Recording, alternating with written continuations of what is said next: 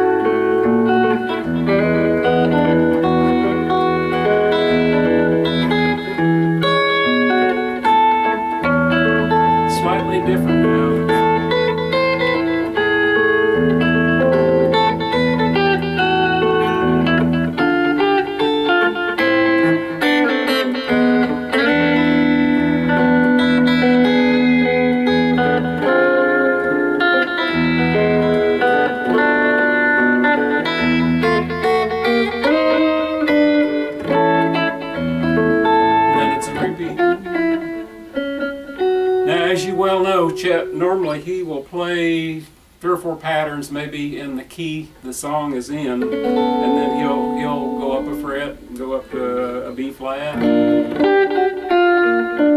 or he might go up, as he usually does, he'll jump up from A to D. He likes the high ranges for some reason. I prefer the lower ranges, but he likes to play up here in these high ranges.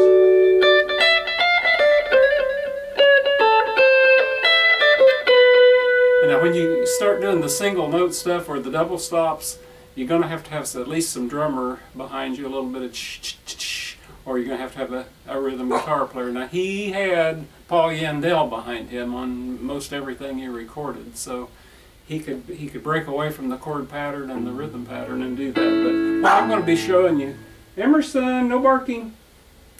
What I'm going to be showing you is the pattern with the chords, okay?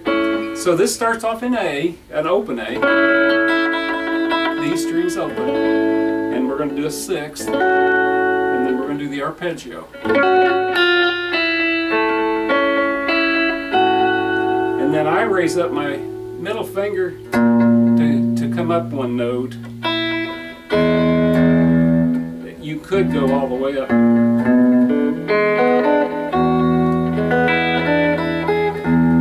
The B9th,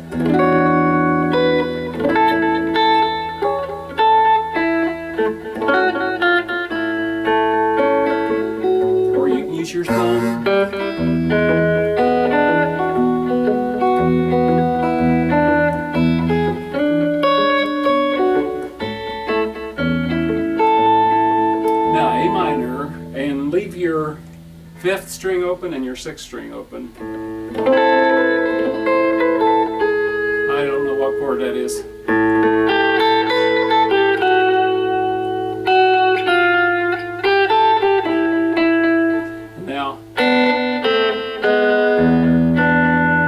Now with our E7,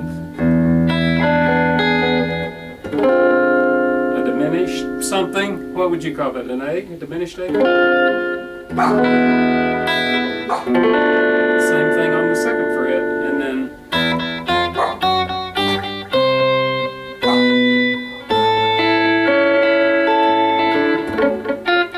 repeat.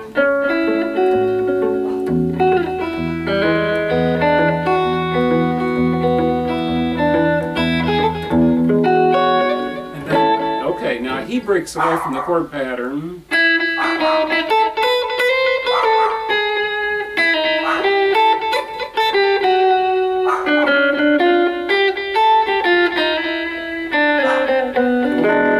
And it won't be a single note. He rarely plays a single note. He'll do a harmony of 2 notes or even 3 notes. And sometimes those are really hard to figure out if you don't read. Like, I have to hear it with my ear because I don't read.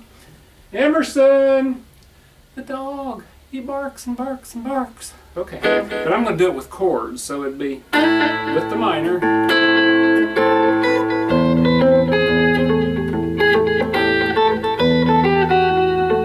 Now D minor.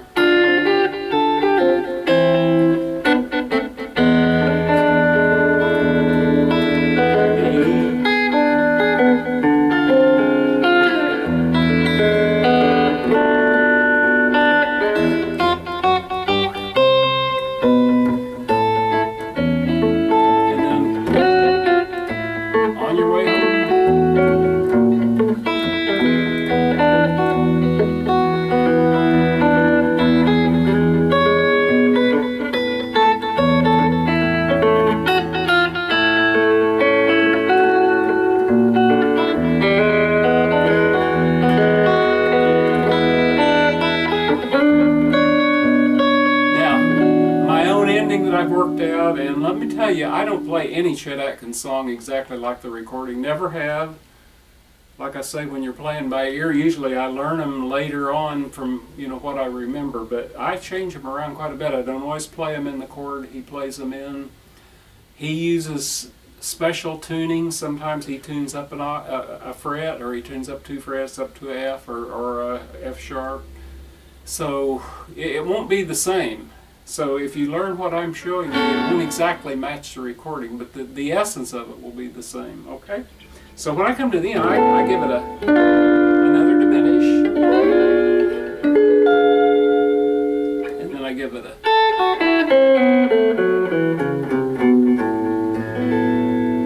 I don't know how he ends it, I don't even remember. That was in the 50s when that was recorded.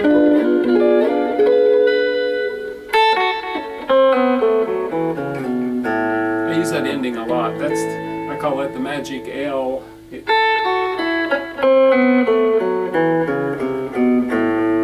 can give it a... Okay? Well, that's what I got for you today. Work on that, and I'll be back soon. I know one song I'm thinking about is Blue Ocean Echo, which is a good one. Remember that?